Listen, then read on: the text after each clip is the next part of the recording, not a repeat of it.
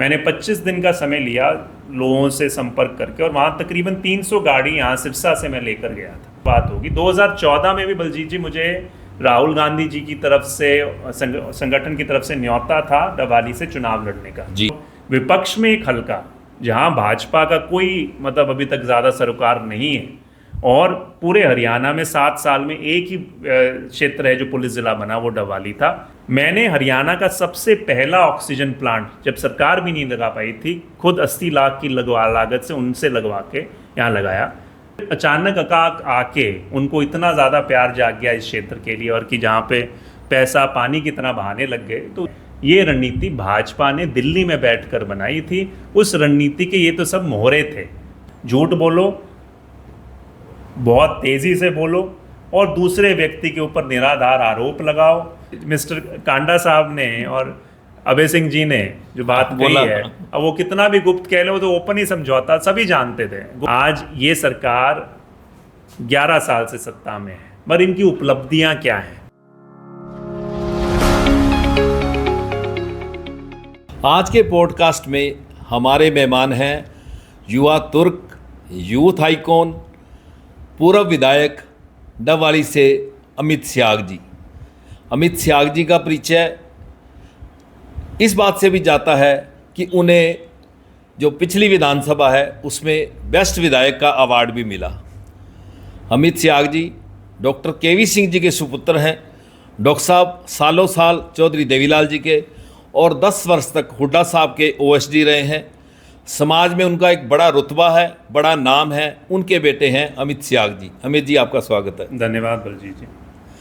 अमित जी, सबसे पहले बात करें आपके जीवन परिचय की, तो कहाँ शिक्षा दीक्षा हुई, उसके बाद कैसा आपका एजुकेशन का सफ़र रहा?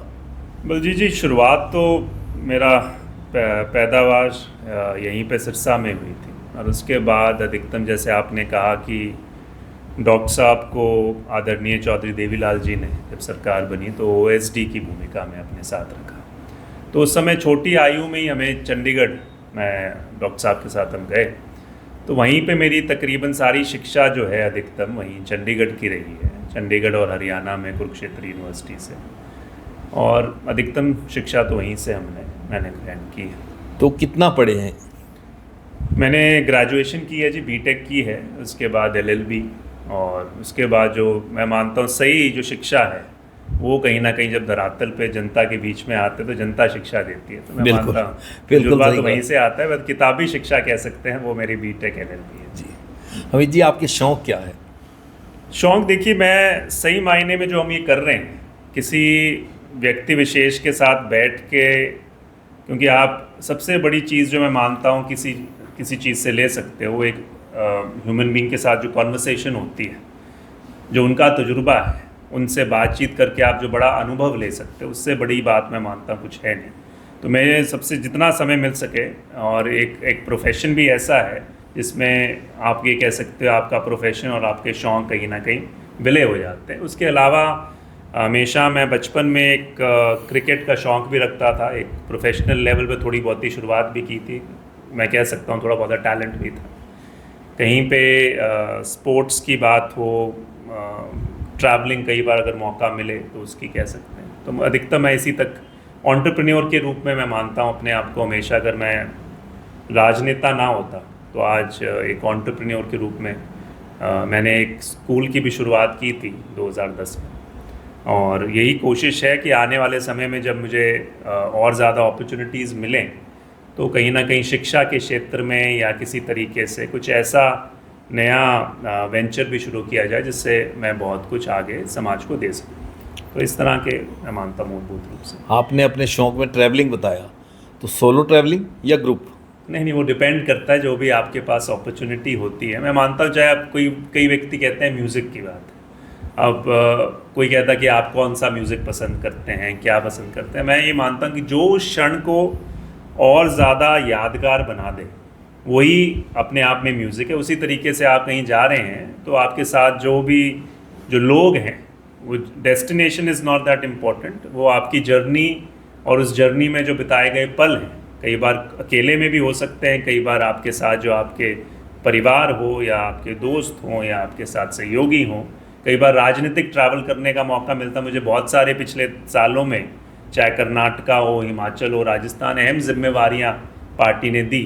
तो वहाँ पर जो उधर के जो राजनीतिक लोग हैं उनके साथ घूमने का, और ख़ास करके जो ग्रामीण प्रवेश है उसमें विचरने का मौका मिला। तो वो भी मैं मानता हूँ अपने आप में एक ट्रैवल ही है, बिकॉज हर जगह पे जो आपको अनुभव मिलता है उससे बड़ी बात नहीं है। तो अमित जी, दोनों बात आपने बहुत अच्छी कही कि आपको अच्छे लोगों की सोबत पसंद है ताकि कुछ सीखने को मिले। हाँ जी। दूसरी आपने बात कही भी, चाहे सोलो हो चाहे ग्रुप में हो, भी हर पल को एंजॉय किया जाए।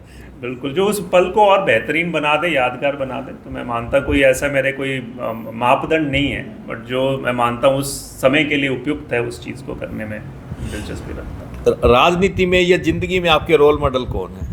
देखिए, मेरे पिताजी तो सबसे पहले मैं कहूँगा कि आज जो भी मैंने सीखा है राजनीतिक रूप से भी, जो मेरे चरित्र के अंदर गुण भी हैं, वो सभी मैं मानता हूँ कहीं ना कहीं अपने पिताजी को देखकर सीखा है। तो मैं मानता हूँ सबसे बड़े रोल मॉडल तो वही रहे। और समय समय पर आपको ज़रूर अलग अलग, जो चाहे वो राजनीतिक हमारी पर्सनालिटीज़ हों या दूसरे लोग हों जिनको आप देखते हो, जिनके बारे में पढ़ते हो, उनसे आपको बहुत कुछ छोटी छोटी चीज़ें लेने का मौका मिलता है। तो मैं एक व्यक्ति को नहीं कहूँगा, पर एक व्यक्ति जिनका मेरे जीवन पे बहुत बड़ा असर है, वो मैं मानता हूँ मेरे पिताजी हैं। आपके जीवन का कोई सुनहरी पल?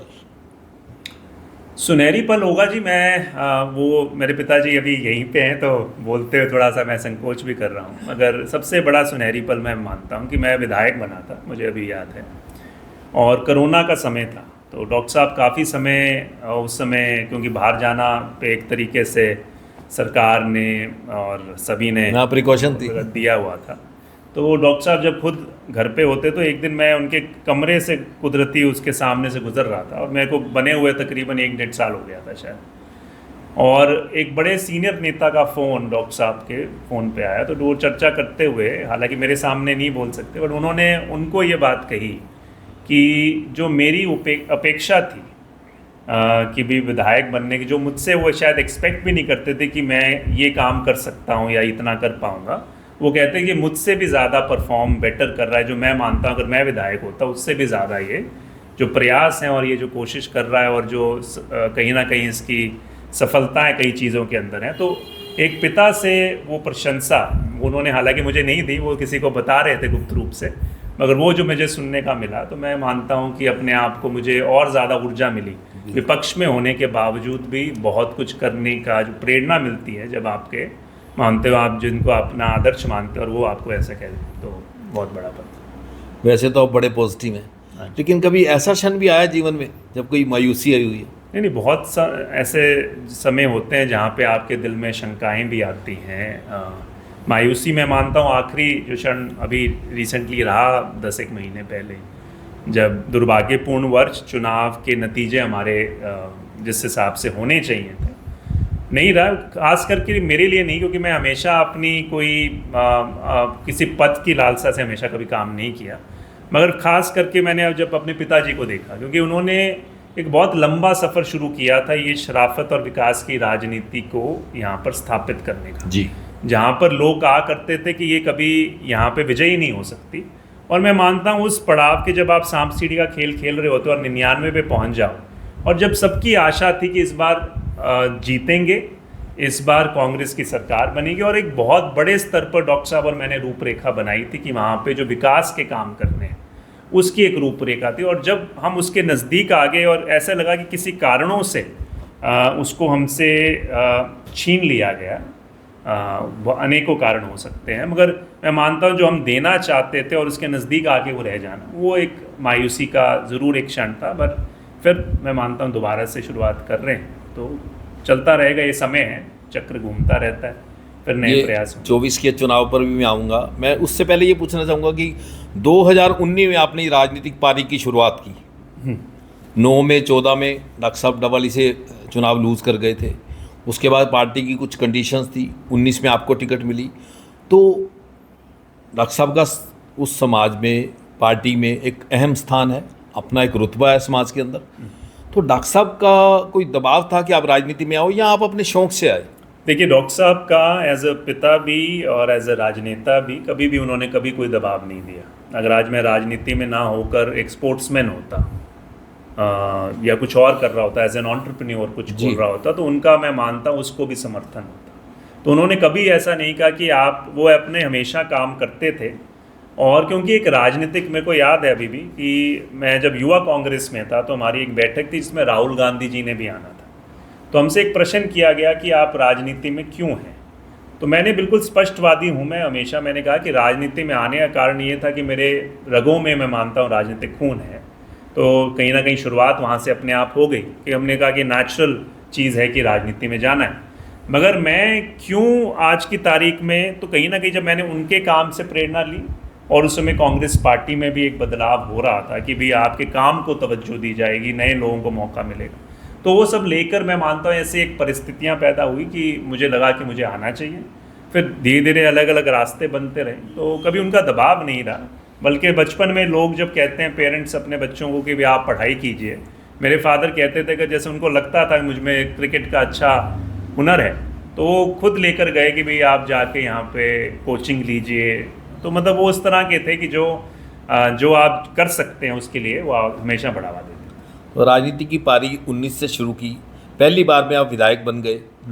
विधायक बनकर कैसा सफ़र रहा आपका, आपके टाइम की कोई बड़ी अचीवमेंट्स? बलजीत जी, पहले तो मेरी राजनीतिक पारी की वैसे सही मायने में शुरुआत हुई 2006-07 में, संगठन के रूप में। संगठन के रूप में। मैं सबसे पहले सही मायने में कहूँगा कि कार्यकर्ता के रूप में हमारी एक बहुत बड़ी युवा कांग्रेस ने रैली की थी भिवानी में जी। उसमें संजय छोकर जी प्रदेश अध्यक्ष हुआ करते थे। और उस रैली के अंदर मैंने एक बेड़ा उठाया था कि भी मैं बहुत बड़ी भागीदारी सिरसा से करूँगा, मुझ में जोश था। तो मैंने डॉक्टर साहब को भी कहा, क्यों हालांकि आप डॉक्टर साहब OSD हुआ करते थे करना, तो उन्होंने, मैंने कहा आप दूरी बना के रखिएगा, ये मैं खुद करना चाहता हूँ। मैंने 25 दिन का समय लिया लोगों से संपर्क करके, और वहाँ तकरीबन 300 गाड़ी यहाँ सिरसा से मैं लेकर गया था। बड़ा टास्क था। हाँ, बड़ा टास्क था, और लोग मुझे जानते नहीं थे। तो मुझे सबसे मैं कहता हूँ कि हंसने वाला या थोड़ा फनी घटनाक्रम भी था कि जब हमारे जो डबाली का पेट्रोल पंप है उस साइड से निकल रहे थे लोग जी। और सिरसा से इधर से, तो कुछ एक दो लोगों ने डॉक्टर साहब से बात की, जी कोई हमने देखा कोई लड़का जा रहा है जिसके पोस्टर लगे हैं अमित सेहाग, ये कौन है, ये कौन जा रहा है। तो मतलब उस तरह की बात ही, मुझे लोग पहचानते नहीं थे, मगर हमने बड़ी मेहनत की और 300 गाड़ियाँ लेकर गए। तो मेरा पहली शुरुआत थी और उससे एक उत्साह बढ़ता गया। उसके बाद मुझे जनरल सेक्रेटरी हरियाणा कांग्रेस का मौका मिला। फिर मैं चुनाव की जो प्रक्रिया शुरू हुई कांग्रेस, यूथ कांग्रेस में, तो लोकसभा का अध्यक्ष बना, फिर स्टेट प्रेसिडेंट बना, 4 साल स्टेट प्रेसिडेंट रहा। तो राजनीतिक पारी तो वहीं से शुरुआत होगी। 2014 में भी बलजीत जी मुझे राहुल गांधी जी की तरफ से, संगठन की तरफ से न्योता था डबाली से चुनाव लड़ने का जी। टिकट मेरे को देने को तैयार थे, मगर उस समय भी मेरी हमेशा महत्वाकांक्षा केवल अपने आप को बढ़ाने की नहीं थी। मैंने स्पष्ट ये कहा था कि डॉक्टर साहब की मेहनत मुझसे बहुत ज़्यादा है। ज़मीनी धरातल पे मैं आज 30, 35, 40 हज़ार वोट ज़रूर ले लूँगा, मगर आज पार्टी को जीत की ज़रूरत है और मैं खुद नहीं लड़के डॉक्टर साहब का मैंने नाम आगे किया था उस समय भी। और 2019 में फिर पार्टी ने आग्रह किया कि भी इस बार आपको ही लड़ना पड़ेगा, तो इसलिए उस समय भी हम डॉक्टर साहब के लिए कोशिश कर रहे थे। फिर बाद में मुझे खुद चुनाव में आना पड़ा और वो था। अब जैसे आपने कहा सबसे यादगार पल, मैं मानता हूँ यादगार पल इसमें कई होंगे। जो मैंने शुरुआती दौर से जो डबाली पुलिस ज़िला बना है, मैं मानता हूँ कि 3 साल मैंने लगातार इस पे अलग अलग तथ्य देकर विधानसभा के अंदर मुख्यमंत्री मनोहर लाल जी के साथ ये सब कुछ किया, कोशिश की। और डॉक्टर साहब भी कई बार संशय करते थे कि भाई हम विपक्ष में हैं कौन, तो मैंने कहा मेरा हमेशा एक नारा रहा है, कोशिश करने वालों की हार नहीं होती। बिल्कुल। तो मैं हमेशा कोशिश में लगा रहता हूँ। तो मैंने 3 साल, आखिरी बार तो अल्टीमेटम दे के आ गया था विधानसभा में कि आखिरी बार ये मुद्दा उठा रहा हूँ, अगर नहीं हल हुआ तो हम आंदोलन करेंगे। और मैं इस बात का आभारी भी हूँ। उस समय खट्टर साहब यहाँ पर आए 2 महीने बाद और उन्होंने इसकी घोषणा की। तो अब विपक्ष में एक हल्का जहाँ भाजपा का कोई मतलब अभी तक ज़्यादा सरोकार नहीं है, और पूरे हरियाणा में 7 साल में एक ही क्षेत्र है जो पुलिस ज़िला बना, वो डबाली था। अब लोग तो श्रेय दूसरे लेते हैं, मुझसे पहले बड़े बड़े दिग्गज वहाँ से थे, मगर मेरे कार्यकाल में 3 साल मेहनत करने के बाद बना, तो मुझे उस चीज़ की संतुष्टि है। ऐसे बहुत से काम किए मैंने। ऑक्सीजन प्लांट लेकर आया था, अगर आपको पता नहीं, जानकारी है नहीं है। जब कोरोना का दूसरी वेव थी तो बहुत सारे लोग हमेशा कहते हैं ऑक्सीजन की ज़रूरत है, तो मैंने कहा कि जी ऑक्सीजन की ज़रूरत है तो हमारा तो क्षेत्र इतना बैकवर्ड है, कहाँ से लाएंगे ऑक्सीजन। कुदरती मेरा एक संपर्क एक ऐसी कंपनी से हुआ जिनका बिल गेट फाउंडेशन के साथ भी संपर्क था, और वो इंडिया में ऑक्सीजन प्लांट्स दे रहे थे, लगा रहे थे। तो मैंने उन्हें फ़ोन किया कि आप कृपया मेरे यहाँ पर आए। राजस्थान के लोग थे, मुझे उम्मीद कम थी, मगर उन्होंने 2 दिन बाद कहा कि हम आपका निरीक्षण करने आए। तो मैंने अपने तर्कसंगत तरीके से सारा बताया कि यहाँ क्यों ज़रूरत है। वो गुड़गांव लगाना चाह रहे थे, तो मैंने कहा वहाँ तो फैक्ट्रियाँ लगी हुई हैं, यहाँ तो हमारे पास कुछ नहीं है। तो उसके बाद आप इस बात को समझिए बलजीत जी, पंजाब में कांग्रेस की सरकार थी, मेरे नज़दीक में जो ऑक्सीजन प्लांट और की सरकार घोषणा करने की बात कर रही थी। मैंने हरियाणा का सबसे पहला ऑक्सीजन प्लांट, जब सरकार भी नहीं लगा पाई थी, खुद 80 लाख की लागत से उनसे लगवा के यहाँ लगाया। सरकार के कुछ ऐसे लोग भी थे जिन्होंने दबाव डालने की कोशिश की कि भी इसको यहाँ से हटा कर लेकर जाओ ताकि श्रेय अमित शाह को ना मिले। उसके बावजूद उन्होंने लगाया, और जहाँ पड़ोस के क्षेत्र में 125 मतलब जो क्षमता का लग रहा था, उससे डबल क्षमता का, जो हाँ सरकार में डबल क्षमता का लगाया। और यहाँ तक बताऊँगा, उस समय जो इस महकमे के हेल्थ महकमे के जो ACS थे, उनका मुझे व्हाट्सएप पे फ़ोन आया कि अमित जी आपने ये कैसे लगवा लिया जब सरकार अभी तक नहीं लगा पाई। ये मैं आपको मतलब बिल्कुल ईमानदारी से बता रहा हूँ, मेरे व्हाट्सएप पे फ़ोन आया।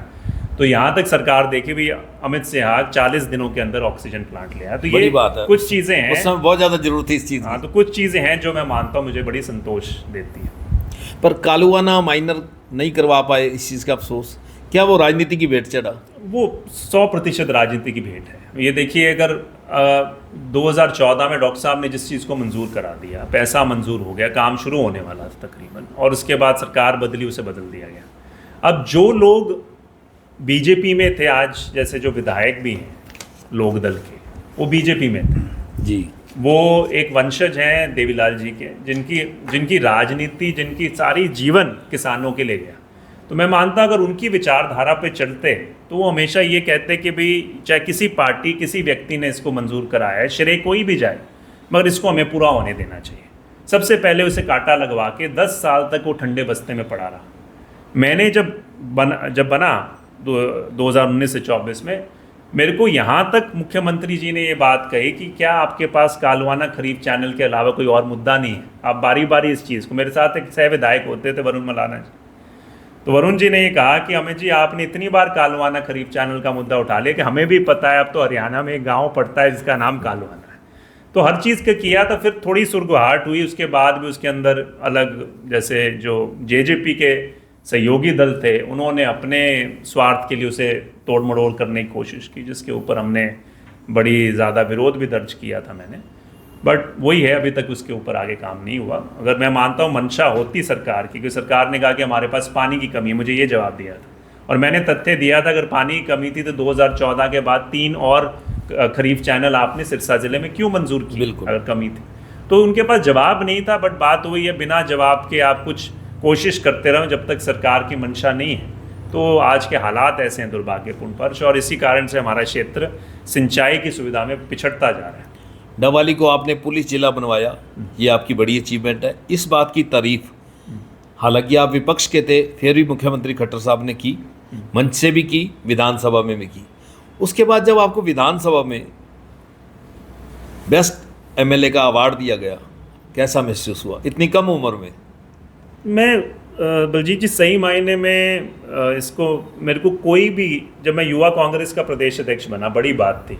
सभी युवाओं में पूरे हरियाणा में एक चुनाव होता था, मैं जीत कर आया। मैं विधायक बना, बड़ी बात थी। जो सपना मेरे पिताजी पूरे ज़िंदगी देखते रहे और इस क्षेत्र के लोग देख रहे थे, वो मेरे पास हासिल हुआ।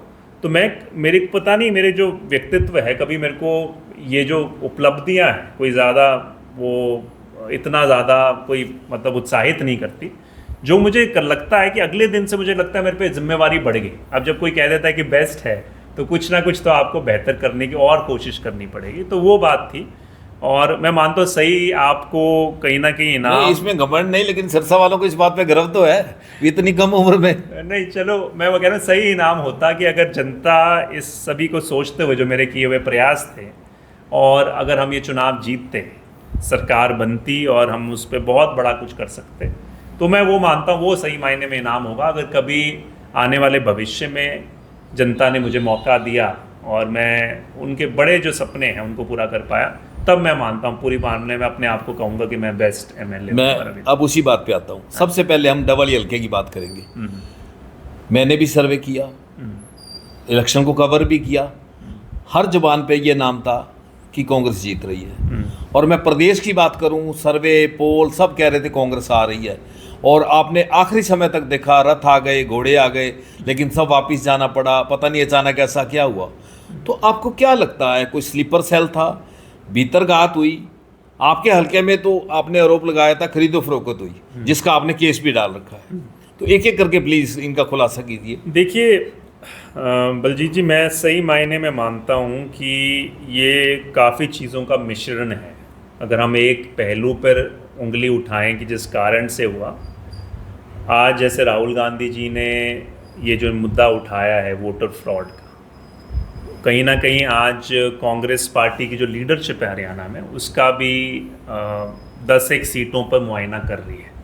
और जो अभी तक नतीजे आंकड़े मेरे पास थोड़ा बहुत लीडरशिप ने बताया, कहते चौंकाने वाले हैं कि वहाँ पर भी वो संशय भी हमें दिखता है। क्योंकि मेरा जैसे भौगोलिक रूप से जो हमारा डवाली हल्का है, उसमें एक क्षेत्र ऐसा जो हम जिसको बागड़ी बेल्ट बोलते हैं, जहाँ डॉक्टर साहब जब हालात हमारे अनुकूल भी नहीं थे 2014 में, या मैं 2019 में लड़ा या उससे पहले, उतने मार्जिन से नहीं चुनाव कभी हारे। जब हमारी लहर इस बार थी, हमारे पक्ष में लहर थी, आप सभी कह रहे थे कि चुनाव जीते, और इस सीट को सबसे नंबर, मतलब जो पहली कुछ पायदान की सीटें थी उसको मंदिर माना था। बिल्कुल लोग कह रहे थे, हुड्डा साहब भी आए और बाकी नेता, उन्होंने कहा कि बड़ी ताकत इस क्षेत्र को मिलेगी, हमारे एरिया को मिलेगी। इसके बावजूद, और बहुत से लोग, मैं ये प्रमाणित करता हूँ कि बहुत से लोग उस क्षेत्र में आखिरी दिनों तक, हमारे पास लिस्ट थी 300-400 लोग ऐसे जो परिवार जो लोकदल से संबंधित थे, जो छोड़कर हमारे पास ज्वाइन करना चाहते थे। तो कोई भी संभावना नहीं थी उस एरिया के अंदर इतनी बड़ी, जिस तरीके से 8वें-9वें राउंड के साथ एक तरफा चुनाव के नतीजे आने शुरू हो गए। तो मैं मानता हूँ कहीं ना कहीं पहला संशय तो है कि किसी तरीके से कुछ ना कुछ ये फ्रॉड है वहाँ पे, जिसका हमने 2 मशीनों में तो हमने अंतर भी देख लिया, जितने वोट डले थे उससे ज़्यादा गिनती के अंदर निकल कर आए। तो एक पहलू तो मैं ये मान लें, इसमें आप पहले ईवीएम का भी कहते थे, आप वोटर फ्रॉड, जिस पे जांच पड़ताल चल रही है। अगर इलेक्शन कमीशन सहयोग देता तो मैं मानता हूँ दूध का दूध पानी का पानी हो जाता। मगर इसके अलावा बहुत सारे फैक्टर्स हैं कि यहाँ पर एक भाजपा और लोकदल ने गठजोड़ किया। इसमें कोई छुपी हुई बात नहीं, वो अभी भी कहते हैं कि नहीं नहीं हमारा नहीं है, मगर ये तो सार्वजनिक है कि ये जो ज़िला था, भाजपा 2 बार इसको भेद नहीं पाई थी। उनके पास था किसी तरीके से कांग्रेस की सीटों को कम करना है। उन्होंने लोकदल के ऊपर दबाव से हो, साथ मिलकर हो, उन्होंने एक रणनीति तैयार की। उस रणनीति के तहत, ये तो मुझे पहले से ही पता, 3 महीने 4 महीने, कोई जो बाद में लोग कहते हैं कि जो अभी के विधायक हैं वो भाजपा से लोकदल जाने वाले, स्पष्ट था। उन्होंने तो यात्रा भी बिना भाजपा के सिंबल के 2 महीने पहले चुनाव से शुरू कर दी थी। तो उसका संकेत क्या था कि उनको अंदेशा दे दिया गया था कि आप भाजपा से, दूसरी तरफ एक भावनात्मक मुद्दा बनाने का प्रयास किया गया था। तो पहला वो, जिस तरीके से जजपा का रोल था, जजपा वाले कहते हैं कि भी आज दुष्यंत चौटाला जी बने थे उप मुख्यमंत्री, वहाँ पे उनके जितने वोट आए और यहाँ पर इतने वोट ले जाना, यहाँ पे कौन से उन्होंने ऐसे कारनामे किए कि इतने वोट लाने का कोई क्षमता।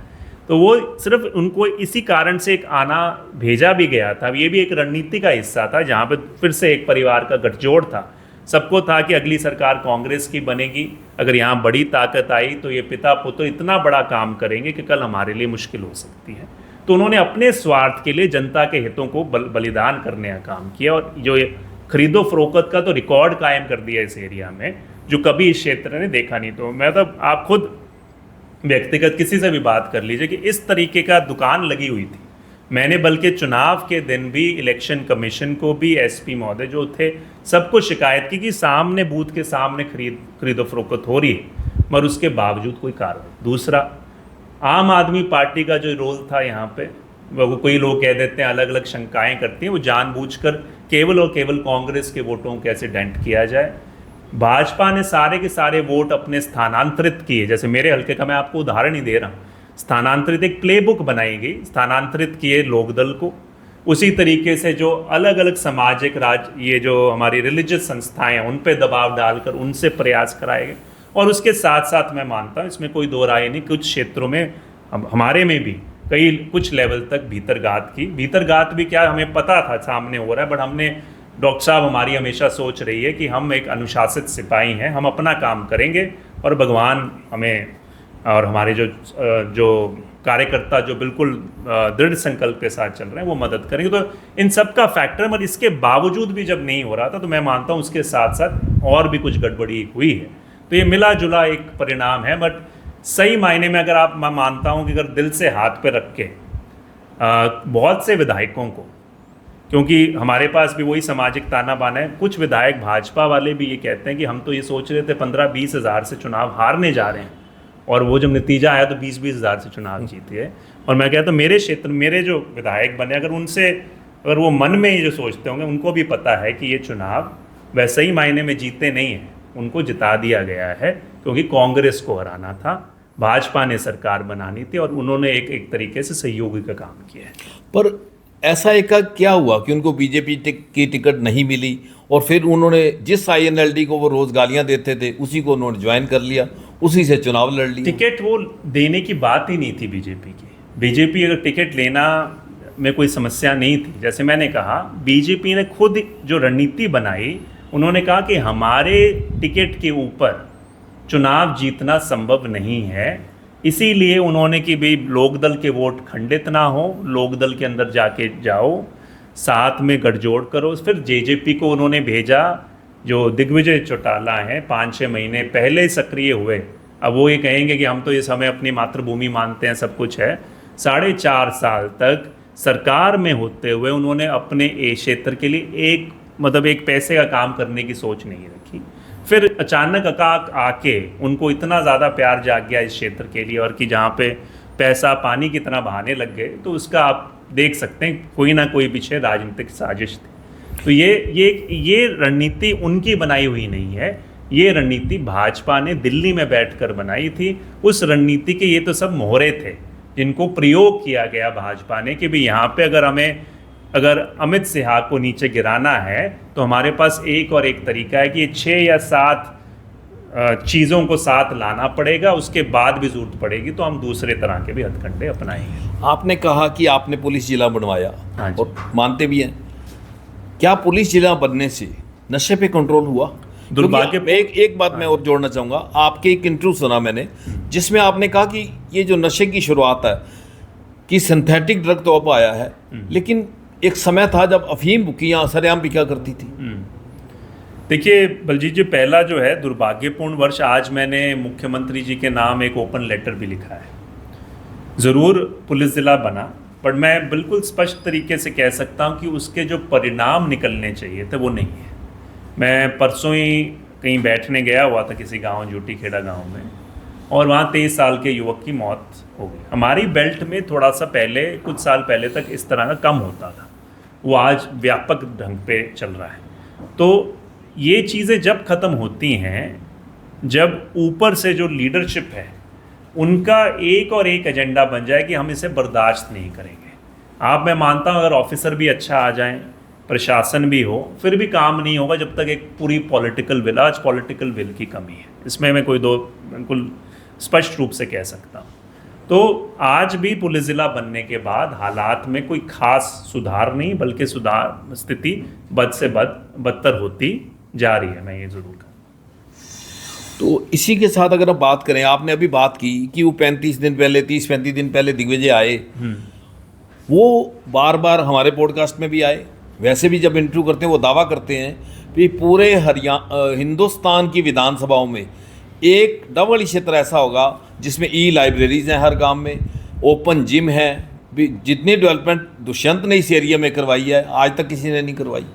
देखिए, सरासर उनकी एक आदत है, ये दावे आपने भी देखे होंगे उनके? नहीं, मैंने बिल्कुल सुना है इन दावों को। वो चुनाव के दौरान भी कर रहे थे, और चुनाव आचार संहिता का पूर्णतः उल्लंघन करके चुनाव के दौरान वो संस्था को एक आगे मुखौटा बनाकर दुरुपयोग कर प्रयास कर रहे थे कि भी किसी तरीके से मैं जनता को गुमराह करके वोट लेने का प्रयास करूं, क्योंकि यहाँ पर उनकी कोई स्टैंडिंग थी नहीं, लोगों में बहुत बड़ा विरोध था। तो उन्होंने सोचा किसी तरीके से, ये एक तरीके से पैसे को आगे दिखाकर कोशिश कर रहे हैं। अगर आप ये देखिए, सरकार में वो 4.25 साल थे जब दुष्यंत चौटाला उप मुख्यमंत्री थे और उनके पास 11 महकमे थे। ये घोषणा भी जब हुई थी ली लाइब्रेरी की, मैं याद दिलाना चाहूँगा, मैंने एक बार विधानसभा में एक मुद्दा उठा था, क्योंकि मुख्यमंत्री मनोहर लाल खट्टर जी कई बार सुझाव लेते थे बजट से पहले जी। तो उस सुझाव में मैंने एक सुझाव भेजा था कि भाई अगर ये ज़रूरी है कि ई लाइब्रेरीज हम व्यापक स्तर पर स्थापित करें और जिम भी, और उस समय मुख्यमंत्री मनोहर लाल जी ने घोषणा की थी कि हम 1000 ई लाइब्रेरी और ये खोलेंगे। हम बहुत समय तक हमने लिस्ट भी दे दी, सारा कुछ मैंने भेज दिया था, मगर उसके बावजूद भी काम नहीं हुआ। और ये चुनाव से 2, 2.5, 3 साल पहले, अगर इतनी शिद्दत होती तो चुनाव से उस पहले सरकार अपना काम करती। ये जो उन्होंने बनाने का प्रयास किया, ये तो एक कोई सामाजिक संस्था को आगे मुखौटा बनाकर, और चुनाव के दौरान, चुनाव जब आचार संहिता लग चुकी है उसके दौरान उसके माध्यम से पैसा लगवाकर दिखाकर कि भी हम हर गांव के अंदर, और ये भी कैसे किया, जब इन्होंने जो टीम छोड़ी, उन्होंने बहुत सारी जो टीम थी, उन्होंने मेरे ख्याल से जो किए हुए प्रयास हैं उनको खंगाल कर देखा कि अमित सहवाग ने क्या किया है, ताकि उसके ऊपर हम, अगर उन्होंने 3 लाइब्रेरीज़ के अंदर, मैं वहाँ पर कंप्यूटर बांटा करता था, 5-6 लाइब्रेरी को मैंने सुचारू करने का प्रयास किया था। इन्होंने केवल दिखाने के लिए, चुनाव के लिए वो ढांचा तैयार कर दिया। आज उनके क्या हालात हैं वो सबके सामने हैं। तो ये मैं मानता हूँ कि अगर राजनीति को केवल मतलब एक झूठ बोलने का माध्यम बनता जा रहा है, सही मायने में बदलाव चाहते हैं, और मैंने उस समय भी इनसे दावा किया था कि अगर आप सही मायने में चाहते हो, अगला चुनाव, मैंने उनको कहा था कि आप जीतने वाले नहीं, तो समाज सेवा का अगले 5 साल आपके पास पूरा मौका होगा। 5 साल आप खुलकर काम कीजिए, और केवल डबवाली क्यों, पूरा हरियाणा आप तो घूमते हैं, पूरे हरियाणा के अंदर आपको लाइब्रेरीज़ देनी चाहिए।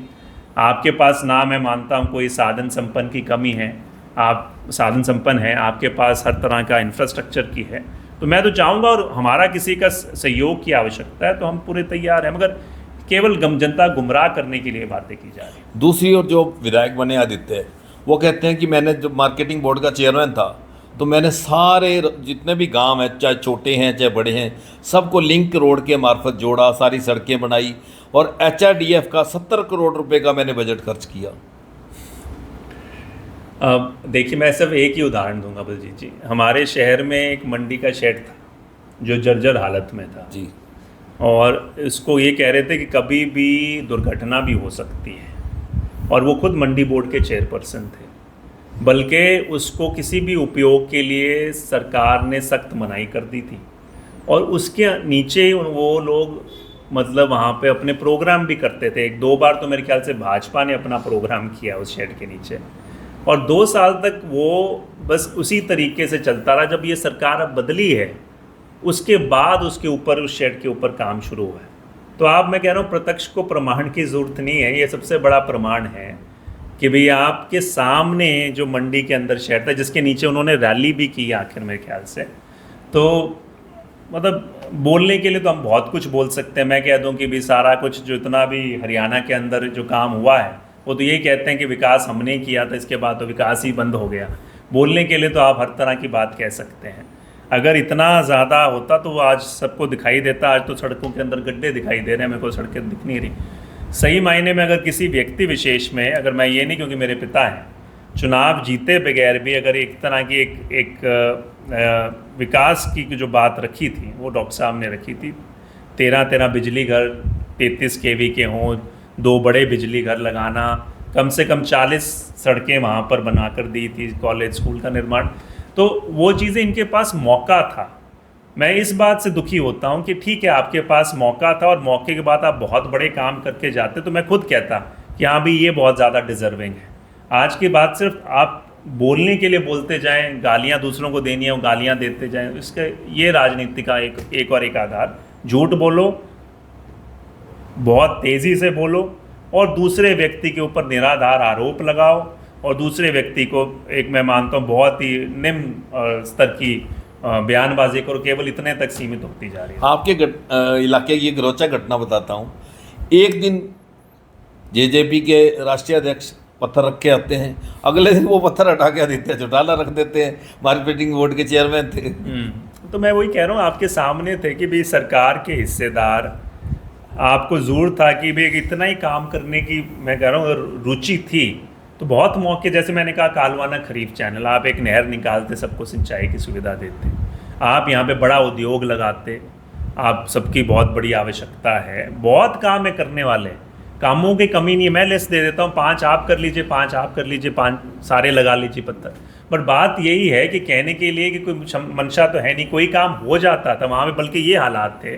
आपको मैं उदाहरण दूंगा, सही मायने में जिन रोड्स की भी बात वो कर रहे हैं, उसमें से कई जो मेरे एज एन एमएलए फंड में, या जो जैसे फंड क्या कह लेंगे, जैसे 2 करोड़ रुपए अगर मान लो सालाना दिए जाते थे, जिसके अंदर हम अलग अलग सड़कों का या गलियों का, या मेरे माध्यम से बतौर एमएलए का एक प्रोटोकॉल होता है, हम पीडब्ल्यूडी को लिख कर देते हैं या दूसरे महकमों को लिख कर देते हैं कि यहाँ पर ये बनाई जाए, तो वो जब बन जाती थी, क्योंकि वो सरकार का हिस्सा थे, तो वो कहते ये तो हमने बना दी। तो उसी तरीके से मैं आज के इस परिवेश में बहुत कुछ करने लायक था, बट वो चीज़ को सिर्फ गुमराह करने तक मैं मानता हूँ सीमित उन सभी ने, आज की राजनीतिक पार्टियों ने आपस में कर ली। संगठन का लंबा अनुभव रहा। हाँ जी। 2024 में चलो कांग्रेस नहीं आ सकी, राहुल गांधी जी चंडीगढ़ आए, ऑब्जर्वर भेजे, जिला प्रधानों की घोषणाएं भी हो गई, संगठन की खड़ा करने की तैयारी हो रही है। तो 2029 के लिए क्या रोड मैप है, क्या रणनीति है, क्या बीजेपी को हराना आसान होगा? देखिए, चुनौतियाँ बहुत हैं। फ़र्क ये है कि मैं मानता हूँ कि जो राहुल गांधी जी इस समय हैं, वो इन चुनौतियों को समझकर, उनको स्वीकार कर वो ये नहीं कहते, आज जैसे भाजपा का हो या जो उनका नेतृत्व है, उनका हमेशा एक ही बयान आता है कि सब कुछ ठीक है, ऑल इज़ वेल, देश बहुत बड़ी तेज़ी से विकसित होता जा रहा है, 2047 की तरफ बढ़ रहा है, जब हम एक विकसित देश होंगे, हर कुछ ठीक है, कोई प्रॉब्लम नहीं। हम ये कहते हैं कि समस्याएं बहुत हैं, और सबसे पहले आप बदलाव तभी कर सकते हो जब उसको स्वीकारोगे। तो राहुल जी कभी ये नहीं कहते कि भाई हमारी पार्टी आज की तारीख में सबसे हमने सारा कुछ कर लिया और हम बहुत ही शक्तिशाली हैं। तो उन्होंने ये कहा कि जो कमज़ोरियां हैं उसे दूर करना है। तो इसलिए 2025 को हमने एक संगठन, क्योंकि आप जैसे बुद्धिजीवी, पत्रकार और सभी लोग ये कहते थे कि भी कांग्रेस का संगठन बहुत कमज़ोर होता जा रहा है, और उन्होंने स्वीकार करते उस पर काम किया। तो इस साल हम संगठन पे काम कर रहे हैं। 29 का बिल्कुल मैं मानता हूँ एक बहुत चुनौतीपूर्ण चुनाव होगा, और उसके लिए हमें तैयारी भी उतनी मेहनत से करनी पड़ेगी।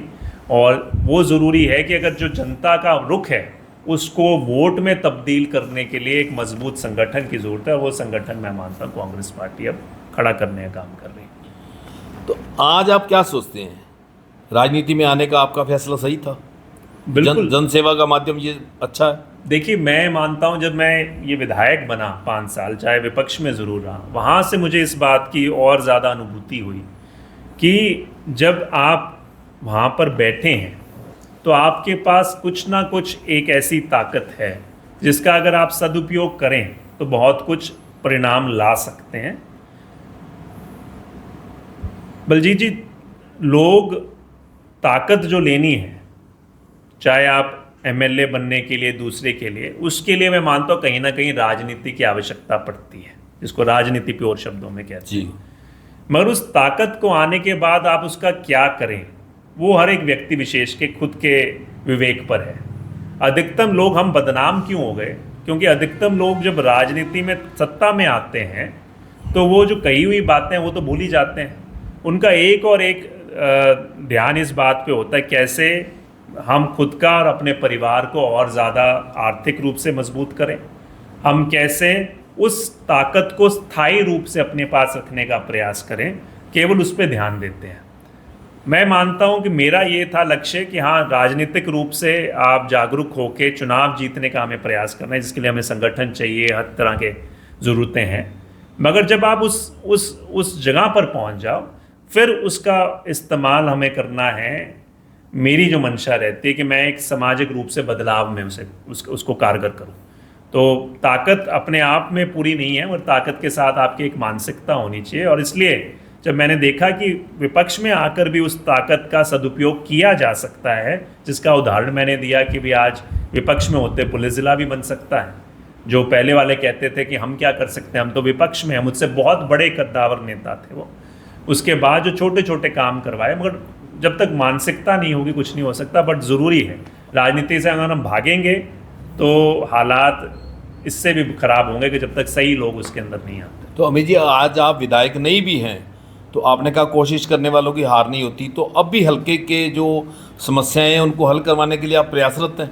देखिए, मैंने फिर से मेरी हमेशा एक सोच रहती है कि जैसे मैं जिस कारण से भी चुनाव हारे हूँ, नई सरकार बनी है और सरकार के साथ नए विधायक सभी लोगों को मौका जो मिला है, तो हमारी मंशा थी कि अगले 6-7 महीने चुनाव के बाद वह हर कोई को अपना प्रयास करने का मौका दिया जाए। और जब मैंने देखा कि उस प्रयास में कुछ आगे बढ़ता हुआ दिख नहीं रहा, किसी की कोई दिलचस्पी नहीं है, तो फिर हमने अब दोबारा से प्रयास शुरू किए हैं कि जितना भी हो कहीं ना कहीं वो सकारात्मक बदलाव लाने के लिए फिर से हमारी प्रयास और कोशिश रहेगी। जिसके के लिए मैंने आज मुख्यमंत्री जी 24 तारीख को हमारे यहाँ पर आ रहे हैं प्रतियोगिता का उद्घाटन करने के लिए, मैराथन का, तो उनके नाम पे मैंने एक ओपन लेटर भी लिखा है जिसमें हमारे क्षेत्र की कुछ मुख्य मांगे जो मैं पहले भी उठाता रहा हूँ उनको दोबारा से उनके समक्ष रखा है, और आशा करता हूँ वह अपनी गंभीरतापूर्वक कही गई बातों को लेकर उस पर कुछ प्रयास करेंगे। नहीं तो हमारा आने वाले समय में हर एक मुद्दे को उसी तरीके से, उसी गंभीरता के साथ अमित साहब उठाने का काम करेंगे। अमित जी, आप चौटाला गांव से हैं और जो देवीलाल का परिवार है आपका अपना ही सारा परिवार है, आप अपने नाम के साथ जो तखल्लुस लगाते हैं, चौटाला क्यों नहीं लगाते? देखिए, इसका तो कोई मेरे ख्याल से उन्होंने हर किसी का व्यक्तिगत ये तो अधिकार है अपने हिसाब से। मैं तो अमित सिहाग के नाम से ही मेरा नामकरण हुआ था, मेरे पिताजी ने जो किया, जो हमारी तो वही उसी से चल रहे हैं। अब वो वहाँ पे उन्होंने चौटाला का गांव का नाम लगाया तो वो उनका अधिकार, उस पर तो मैं कोई कारण नहीं है कि क्यों नहीं लगाता। मैं खुद का अपने नाम से खुश हूँ जो नाम है मेरा। नहीं, आपके फादर साहब ने भी कभी नहीं लगाया? नहीं, तो उन्होंने अपने हिसाब से था। तो कोई गांव का नाम हर व्यक्ति का अपना होता है, कई लोग गांव का नाम साथ लगाते हैं, कई लोग, देवीलाल जी थे तो देवीलाल जी कोई चौटाला गांव का नाम तो नहीं लगाते थे। तो हर व्यक्ति का अपना अपना अधिकार। अपनी राजनीति के अनुभव से आप क्या कहते हैं?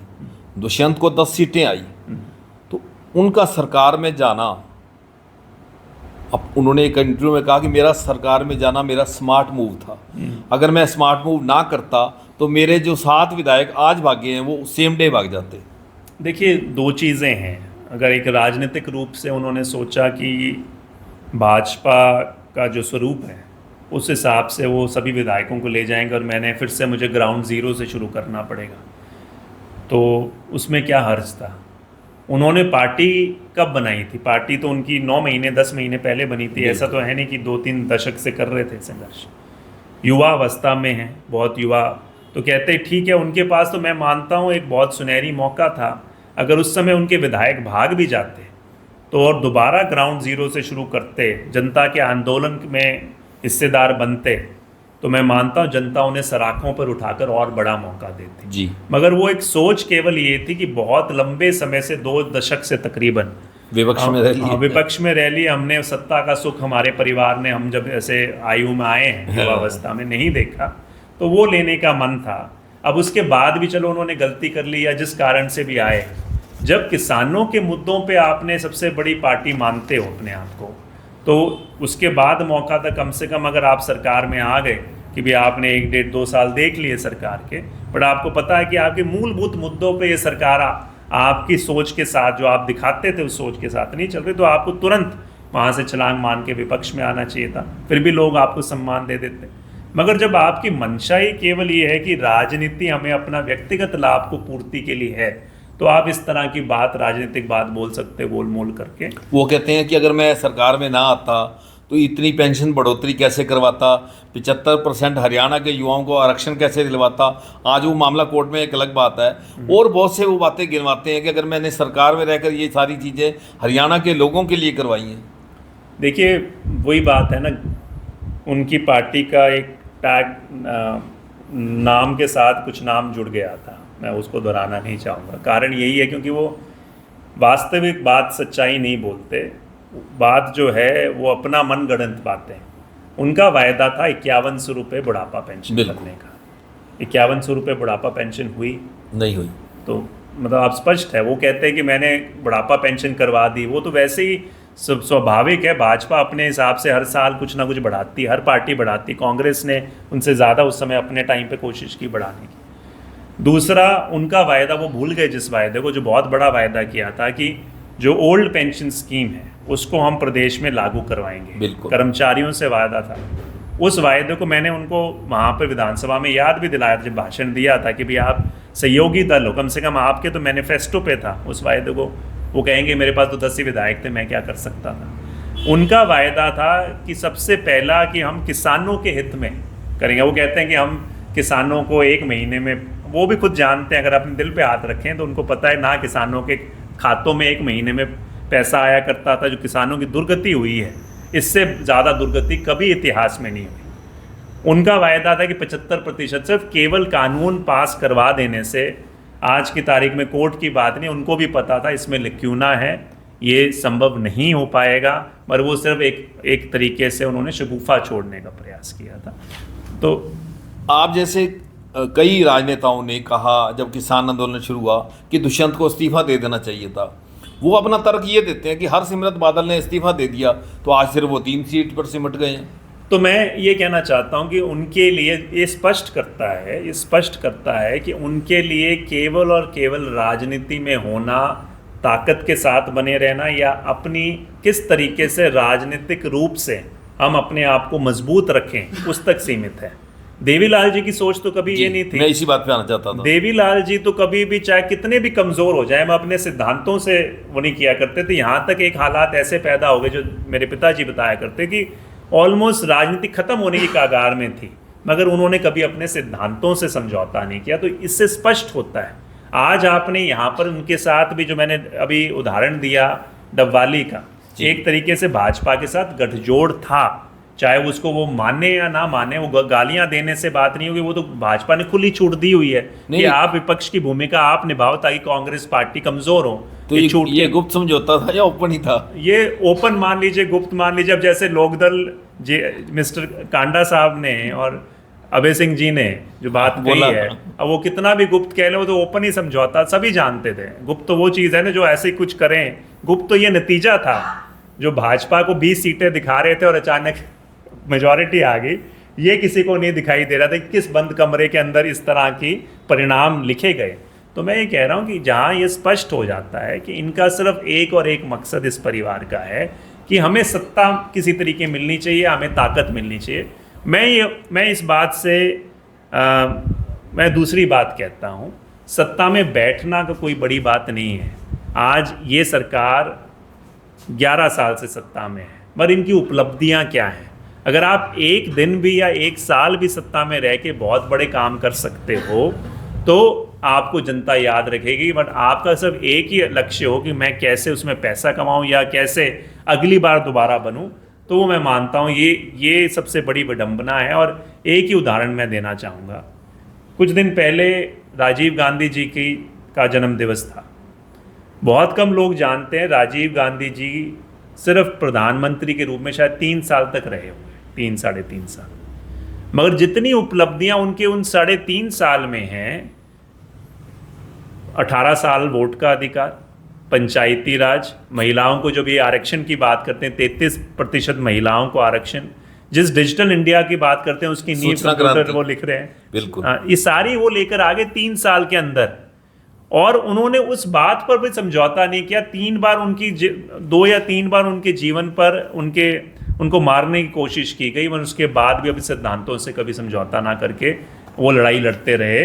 तो मैं ये कहता हूँ कि अगर आपको सीखना चाहिए, अगर सही मायने में इस प्रोफेशन में आप कुछ करने के लिए आए तो आपका वो कितने समय तक आप उस कुर्सी पे हो या किस तरीके से हम कुर्सी बचाए रखें, वो ज़रूरी नहीं है। ज़रूरी ये है आप कुर्सी पे बैठ कर क्या जनता को देकर जाओगे, इस बात से आपको याद रखा जाएगा। अमित जी, हम छोटे छोटे कुछ रैपिड सवाल करें उससे पहले दर्शक ये जानना चाहते हैं कि इस समय डबवाली के जो चुनाव परिणाम थे उनको लेकर आपने जो हाई कोर्ट में पिटीशन डाल रखी है वो क्या है, किस अंडर सेक्शन है और क्या क्या उसमें आपने प्ली में अपना लिया है? देखिए, एक तो हमारा जो कॉमन कांग्रेस पार्टी ने भी दिया हुआ है, जहाँ पे हमें ईवीएम्स पे संशय था, उस बात को हम सभी विधायकों ने तकरीबन इस बात पे भी डाला हुआ है। पर मुख्य रूप से जो मैंने डबवाली के संदर्भ में डाला था उसमें ये है कि जो करप्ट प्रैक्टिसेस जिसको बोलते हैं चुनाव के दौरान, कि जिस प्रकार से एक उम्मीदवार द्वारा एक सामाजिक संस्था को आगे एक मुखौटा बनाकर आचार संहिता के दौरान, जब आचार संहिता लग गई, नहीं तो फिर तो कोई भी सरकार चुनाव के आखिरी दिन तक कितना भी फंड किसी गांव के अंदर कुछ भी कर सकते हैं, फिर तो रोक टोक है नहीं, फिर अगली बार तो कोई मतलब आचार संहिता का कोई फायदा नहीं है। तो उसका दुरुपयोग करके उन्होंने जो पैसे का दुरुपयोग करके एक तरीके से वोटों को खरीदा फरोख्त करने का काम किया, साथ में धार्मिक रूप से भी ऐसा एक आयोजन हमारे यहाँ पर हुआ जहाँ पे स्पष्ट रूप से एक बड़े ही प्रसिद्ध कथावाचक वहाँ पर पहुँचकर एक तरीके से सपोर्ट दे रहे हैं।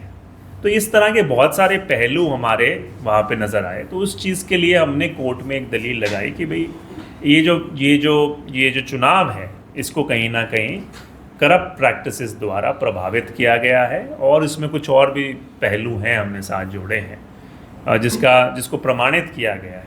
अब बाकी मैं मानता हूँ ये कोर्ट के विवेक पे है कि किस प्रकार से सकते हैं। ये तो मैं मानता हूँ क्योंकि अभी कोर्ट में है, मैं इस पे ज़्यादा टीका टिप्पणी करता हुआ जो मुख्य आधार था वो मैंने बता दिया। जैसे जैसे मैं मानता वहाँ से कुछ हमारे को जानकारी मिलेगी वो मेरे ख्याल से पब्लिक डिस्कोर्स में। हरियाणा की राजनीति में आज के दिन सबसे बड़ा खिलाड़ी किसे मानते हैं? खिलाड़ी मैं जनता को मानता हूँ। जनता ने परिणाम दिया है जो सबका जो मैं मानता हूँ सबसे बड़ा आश्चर्यचकित करने वाला परिणाम। आईएनएलडी और जेजेपी का जो विघटन हुआ, इससे कांग्रेस को कहीं फायदा हुआ? कांग्रेस, मैं मानता हूँ कि जनता अपने विवेक से हमेशा फैसला लेती है, और उन्होंने पहले से मन बनाया हुआ था कि कांग्रेस पार्टी जो है, क्योंकि अगर उनका उससे पहले भी 2009 में, 5 में, 14 में, अगर उस समय तो एक ही पार्टी थी, अगर उनका विश्वास इतना इन पार्टियों पे होता तो उस समय भी मौका दे सकती थी। तो ये तो कहने की बात है, बट मैं मानता लोगों का सही मायने में कांग्रेस को एक मात्र विकल्प के रूप में देख रही थी, और जिस प्रकार का ये चुनाव हुआ जिसमें बहुत सारे प्रश्न चिन्ह हैं, उस कारण से तो मैं ज़्यादा मानता हूँ फोकस इन पार्टियों पे नहीं था, पार्टी कांग्रेस पे था, जिसके साथ जो मैं मानता हूँ सही मायने में आज सत्ता में होनी चाहिए। दिग्विजय सिंह लगातार आप पर आरोप लगाते रहे भाई ये तो यहाँ के विधायक नहीं, पंजाब के हैं, ससुराल ज़्यादा रहते हैं, तो कहीं ना कहीं हर्ट होती है बातें।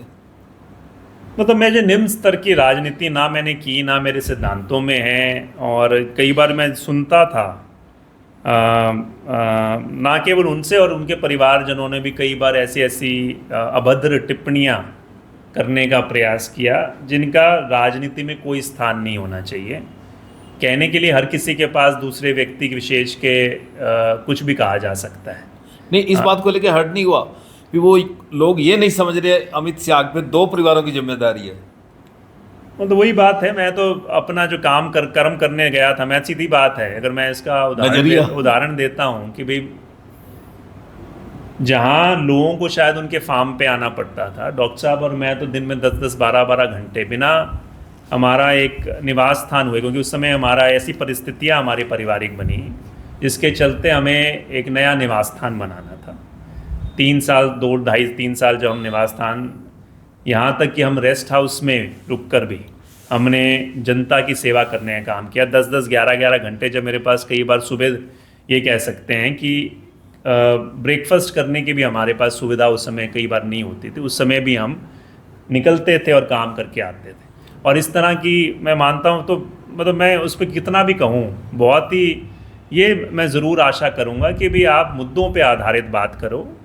पार्टी के जो आपके सैद्धांतिक मुद्दे हैं, जो आज के मुद्दे हैं, तो बात ये, इससे एक और बात आपकी जो मैं गठजोड़ की बात कहता था, क्यों अमित शाह पे सारा समय उनके सभी का ध्यान केंद्रित था? सत्तारूढ़ पार्टी बीजेपी थी, दूसरी तरफ के विधायक के ऊपर आपने जो आज विधायक बने हैं उनके ऊपर कभी आपने उनकी कोई टीका टिप्पणी कुछ ज़्यादा सुना? बल्कि एक मैं आपको ध्यान दिलाना चाहूँगा बलजीत जी, चुनाव के दौरान उन्होंने एक बयान दिया लाइव जाते हुए दिग्विजय ने, जहाँ पर ये कह रहे थे कि कहीं अभय सिंह जी इस बार फिर से अब आदित्य चौटाला के साथ वो खेल ना कर जाएं किसी प्रकार का, तो ध्यान रहिएगा, सतर्क रहिएगा। उनको अपने चुनाव से ज़्यादा इनके चुनाव की चिंता थी। वो कारण क्या थी? मैंने जो कहा गठजोड़ था। उनको ये था कि भाई कहीं ना कहीं अमित शाह चुनाव जीत कर जो विकास का हमारा अध्याय है उसको और ज़्यादा आगे ना ले जा पाए, उसको रोकने के लिए सारा कुछ किया गया। बाकी मैं यही कहूँगा कि उनको भगवान विवेक दे, थोड़ा सा एक ऐसे ख़ानदान से आते हैं तो कम से कम अपनी मर्यादित बयानबाजी रखनी चाहिए कि कोई आपकी क्या आपके प्रिंसिपल्स क्या हैं। बात वो है कि अगर आप एक पार्टी का आपने दामन पकड़ा बीजेपी का उस समय, और उस समय आपने बड़े बड़े लांछन उनके ऊपर, नेताओं के ऊपर लगाए कि किस तरीके से उन्होंने नशे का गढ़ बना दिया। खुद का बयान है यहाँ सिरसा में कि कैसे ट्रक के ट्रक अफीम के आया करते थे, ये उनका बयान है। उनके नेताओं पे उन्होंने लांछन के किस तरह का डर का माहौल यहाँ पैदा कर दिया, और जो आपने बात रखी, और उसके बाद मिलते ही पहले मौके पे वो कहते हैं कि आज हम वापस अपने घर वापसी कर रहे हैं। उनका भी स्मार्ट मूव था। तो मैं कहता हूँ सिद्धांत कहाँ रह गए। मतलब सिद्धांत सिर्फ केवल ये है कि किसी ना किसी प्रकार से हमें वो कुर्सी मिल जाए, चाहे इसके लिए हमें सारे सिद्धांत, अगर कोई सिद्धांत था। आपने बीजेपी में सत्ता की मलाई खाते रहे, आप कहते मेरे पास कुछ नहीं। बीजेपी ने आपको मार्केटिंग बोर्ड का चेयरमैन, जिला अध्यक्ष सब बनाया, सत्ता थी, उस सत्ता का कोई आपने उपयोग नहीं किया, कुछ नहीं दिया हल्के को, और उसके बाद फिर आप लोकदल में चले गए, और जिसको आपने जैसे कहा, तो समस्या यहाँ पे आ रही कोई सिद्धांतिक लड़ाई। उनका एक मामला आपने देखा होगा, सरकार में भी नगर परिषद के अंदर भेड़ बकरियां लेकर गए थे। हाँ, तो वो मैं वही कह रहा हूँ कि वो अपने आप को, पॉइंट ये था अगर आप सरकार में पार्टी के अंदर थे, या तो आप ये पद ना लेते। पहले दिन ही आपने भांप लिया होगा, कई साल पहले भांप लिया था कि भी इस पार्टी के अंदर, इस सरकार में आम जनता की सुनवाई नहीं है, तो उसी तरह त्याग कर देते कि भाई मैं नहीं रहूँगा भाजपा में आज से, या तो निर्दलीय लड़ूंगा या मैं। उसके बाद आपने जिन पे लांछन लगा दिए, जिस पार्टी के ऊपर उसी पे जा रहे हैं, तो सिर्फ आपका वही, मैं जजपा की बात कर रहे, जो दुष्यंत जी का बयान आपके पास था कि भाई आपने कहा कि यमुना पार करेंगे, आप साथ आगे, कारण कुछ भी बता दिए, और उसके बाद कहते हैं जब किसानों ने आपसे निवेदन किया कि भाई आप तो हमारी लड़ाई लड़िए, फिर कहा नहीं, और उसको भी हम गुमराह। उनके भी बयान हैं, सारे बयान आपके सामने, कोई बीमारी कह रहा था, कोई कह रहा था जाके सो जाओ, तो और उसके बाद तो इस राजनीति की समस्या है। बात ये नहीं कि अमित से आ गए, कोई भी चेहरा है, कम से कम आपका एक सैद्धांतिक तो होना चाहिए कि कहाँ पे आप खड़े हैं, क्या बात कहते हैं, तो उस पर लागू तो करने के लिए आप खरे तो उतरने का काम कीजिए। अमित जी, कांग्रेस आरोप लगाती थी, खासकर हुड्डा साहब भी, INLD, JJP और इस तरह की जो छोटी पार्टियां हैं, क्षेत्रीय पार्टियां हैं, ये सारी वोट काटू पार्टियां हैं। लेकिन प्रोफेसर संपत सिंह जी के बेटे ने, कांग्रेस के नेता हैं आज वो, गौरव ने जो बयान दिया आपने देखा, उन्होंने हुड्डा साहब पर आरोप लगाया कि अब वो तो वोट काटू थे, आप तो थाली में रख के सारी थाली सजा कर ही बीजेपी को दे आए। उस बयान को आप कैसे देखते हैं? मैं तो देखिए, वो खुद उसका स्पष्टीकरण दे सकते हैं, किस कारण से, किस सोच के साथ उन्होंने वो बयान दिया है। तो मैं उस पर कुछ टिप्पणी करता हुआ मैं मानता हूँ मेरे पास कोई अधिकार नहीं है। वो अपने हिसाब से, अपने विवेक से उन्होंने कुछ दिया है, तो वो मेरे ख्याल से उसका स्पष्टीकरण वही दे सकते हैं। अमित जी, ईश्वर मौका देता है, मैं ये नहीं कहूँगा एक दिन का CM, पावर आपके हाथ में आती है तो किसान के लिए, किसान खाद बीज से परेशान है, समय पर नहीं मिल रहा है तो नकली मिल रहा है, किसान ऋण से परेशान है। इसी तरह नशों की बात की जाए, तीसरी बात बेरोजगारी की, क्योंकि बेरोजगारी की वजह से नशा बढ़ रहा है और किसानी की समस्या आपको पता है। तो आप अभी अपनी लंबी राजनीति करनी है, तो क्या रोड मैप है, क्या इन समस्याओं का हल है? देखिए बलजीत जी, हमने एक ही नारे के साथ, जो मेरे डॉक्टर साहब से मैंने धारण किया था कि किसानी बचाओ जवानी बचाओ का नारा था। अगर मैं इसको पावर नहीं कहता, अगर मेरे पास फिर कोई ऐसी जिम्मेवारी जिसमें मैं कुछ बदलाव, बड़ा बदलाव कर सकूं। एक MLA जब आप विपक्ष में होते हो, आप बारी बारी मांग सकते हो, कुछ चीज़ें आपकी सफल होंगी, कुछ नहीं, पर बड़ा बदलाव नहीं कर सकते। इस बार संभावना थी बड़े बदलाव की ताकत की। अगर वो ताकत हमारे पास होगी तो मैं ज़रूर ये कह सकता हूँ कि किसानों के लिए सिंचाई की जो सुविधा है सबसे पहले हमारे क्षेत्र में, और बिल्कुल निष्पक्ष रूप से पूरे हरियाणा के अंदर सबको मिलनी चाहिए उस चीज़ का। साथ के साथ मैं मानता हूँ रोज़गार के लिए हमारा, जैसे आपने कहा, ये सरकारें हमेशा कहती है कि हर डिस्ट्रिक्ट लेवल पे, ब्लॉक लेवल पे इसके नाम भी देते हैं, मगर किसी ने कोई एक धरातल पर नहीं लेके आए। मैं आपको वायदा करता हूँ कि यहाँ पर हम इंडस्ट्री लगाने का काम, जो मेरी सोच है कि भाई अगर मौका मिले तो इंडस्ट्रियलाइजेशन के माध्यम से ज़्यादा से ज़्यादा रोज़गार कैसे स्थापित किया जाए। हम एक त्रिवेणी पे रहते हैं, दोनों तीनों राज्यों का आजकल बड़े बड़े हाईवे निकल रहे हैं जी, बिल्कुल। उसका फ़ायदा हम लॉजिस्टिक हब बना सकते हैं। और जैसे नशे की बात है कि भाई अगर बिल्कुल कठोर रूप से ये बात कह दें हम अपने प्रशासन को और उसकी निगरानी करें कि मुझे कुछ और नहीं चाहिए। बहुत सारे मैं मानता हूँ जो आज की राजनीति में वो अलग अलग मांग रखते हैं प्रशासन से, वो आप भी जानते हैं किस तरह की।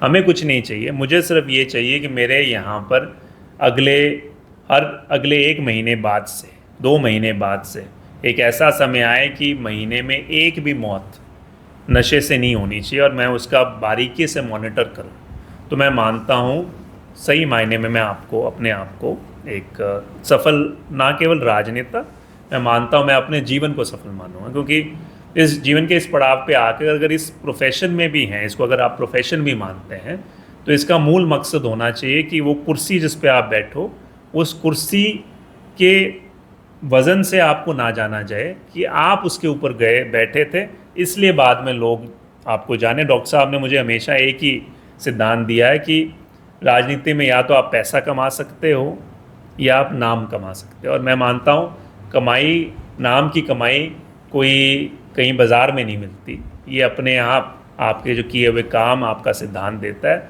तो मैं मानता हूँ ये ज़रूर अगर आप सभी का, जनता का, सभी का सहयोग हुआ, भगवान का आशीर्वाद हुआ और दोबारा मुझे और एक सत्ता के, मैं मानता हूँ इस बार सत्तारूढ़ पार्टी के हमारी सरकार के अंदर एक विधायक बनने का मौका मिला, तो ज़रूर मैं इन चीज़ों को पूरा करने के लिए और आपके समक्ष होऊंगा। हमारा एरिया एग्रो बेस है, तो यहाँ एग्रो बेस इंडस्ट्री आए, ऐसा प्रयास रहेगा।